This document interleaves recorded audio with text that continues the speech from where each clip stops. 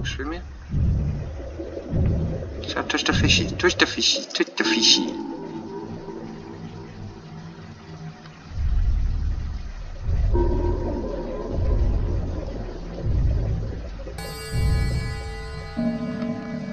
Who put a fucking chiming clock under here? And I wonder if I see Ariel and Sebastian singing songs. That'd be scary, wouldn't it?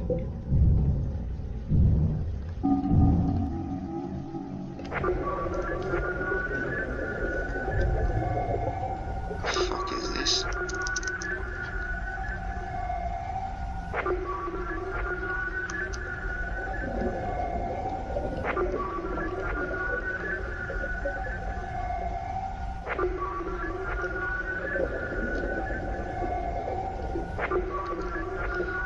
Yeah, I can fit down the middle. Aha!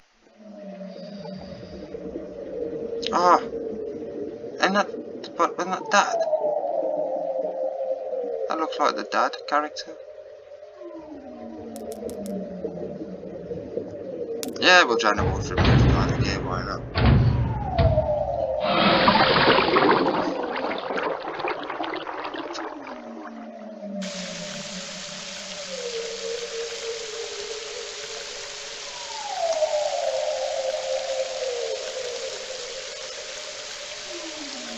Fuck.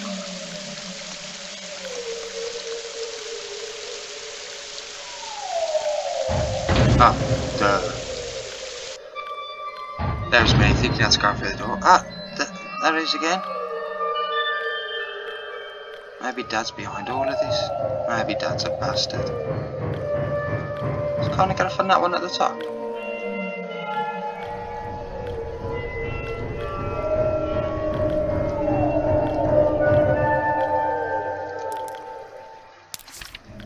Read the logbook. Well, I won't read it.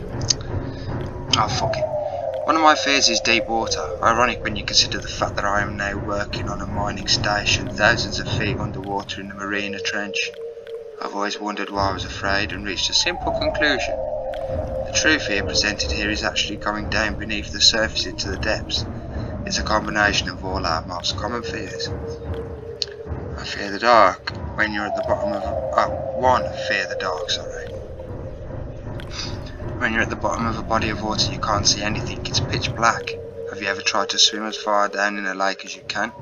It gets really dark and cold really fast, about 10 feet down.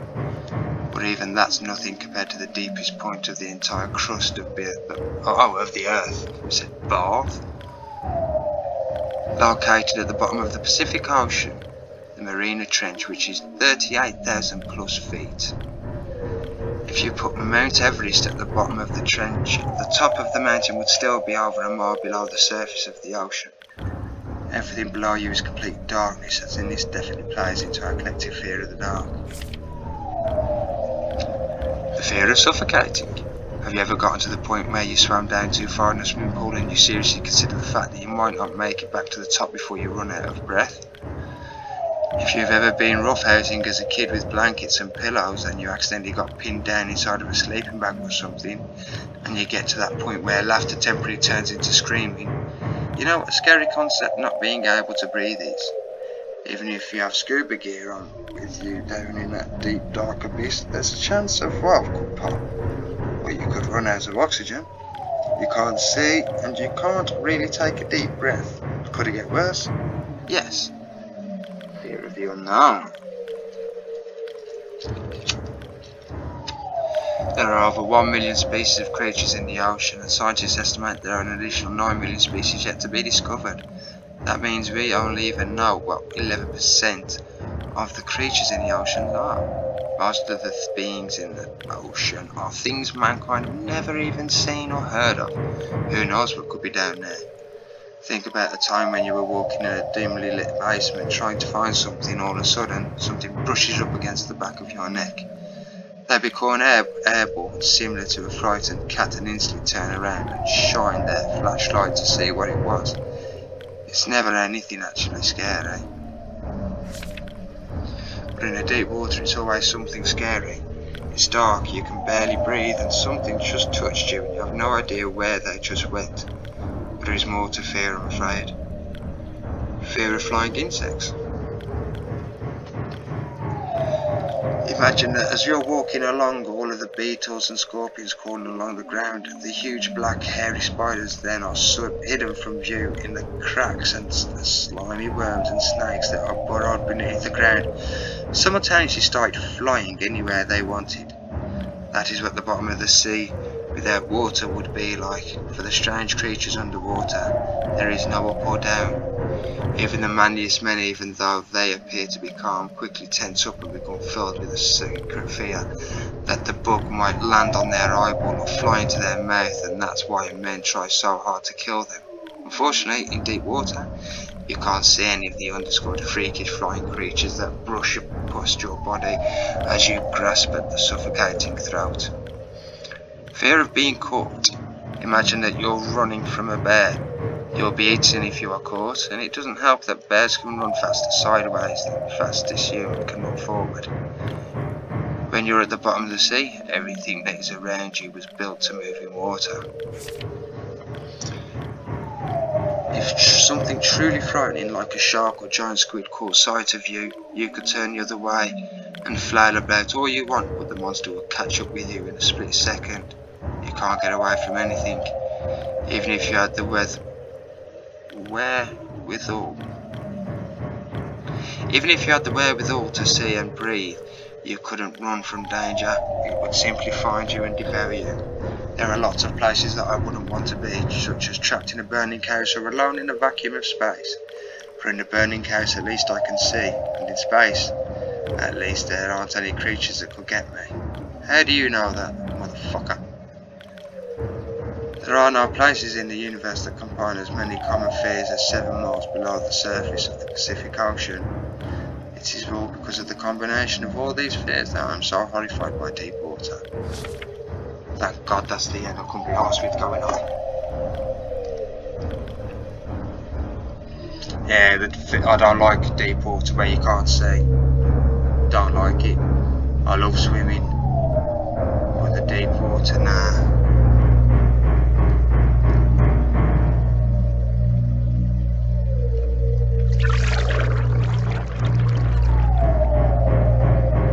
Did you really have to do that? You're drowning yourself, you dickhead. Am I gonna be alright?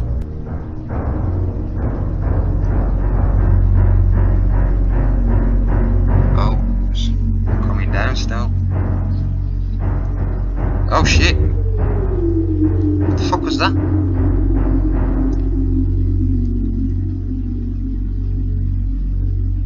What the fuck was that?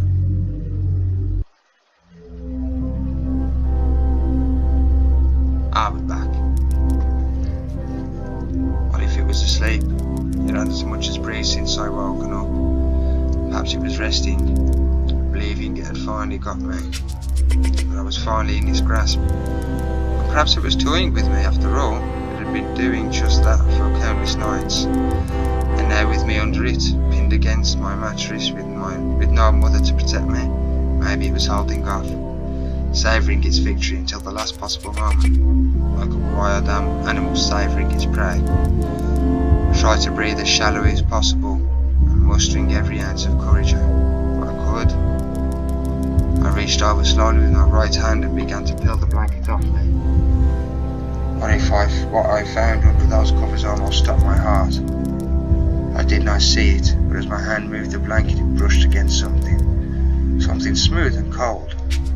Something which felt unmistakably like a jaguar hand. I held my breath in terror as I was sure it must now have known that I was awake. Nothing. It did not stir. It fell. Dead. After a few moments I placed my hand carefully further down the blanket and felt a thin, poorly formed forearm.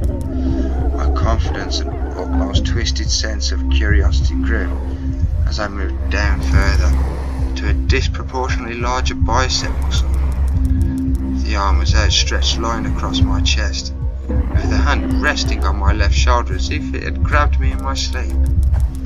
I realised that I would have to move this cadaverous appendage, even if I even as so much as hoped to escape its grasp. For some reason, the feeling of torn, ragged clothing on the shoulder of this night-time invader stopped me in my tracks. Fear once again swelled in my stomach, and in my chest I recoiled my hand in disgust. At the touch of the straggled, oily hair, I could not bring myself to touch its face, although I wondered to this very day what it would have felt like. Dear God, it moved.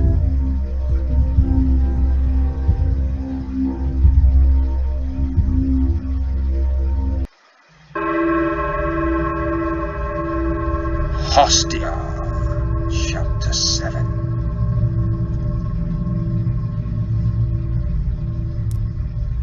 Of course I'll save, and I'll see you on the flip flop.